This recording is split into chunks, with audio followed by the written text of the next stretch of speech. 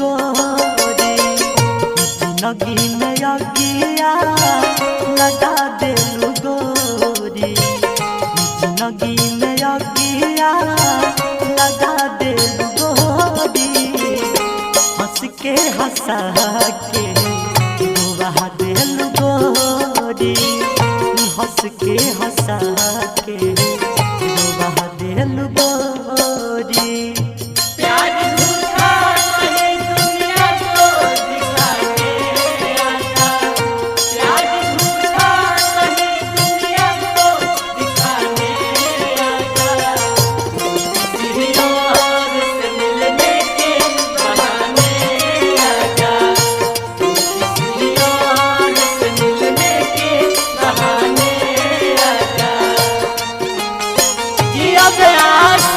हर जोरा नहीं थे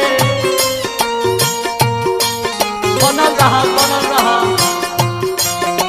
अरे छा गइल हो छने करे जा दिल में उठता दर्द हो तू तो भुलाई गइल पाके मरद हो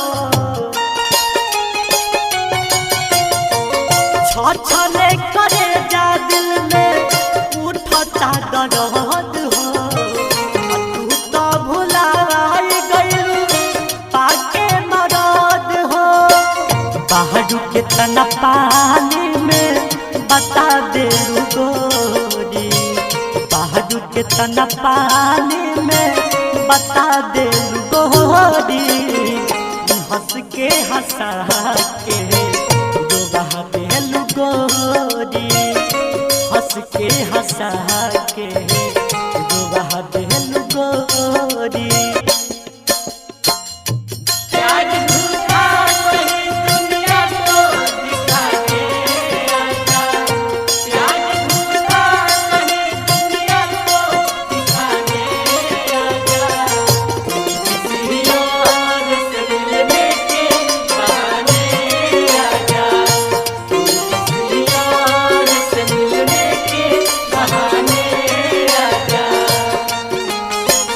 हर जाए तू पैसा के खातिर अपन प्यार के भुला गइल हर जा हम तो तोहके अपन जान मानत रही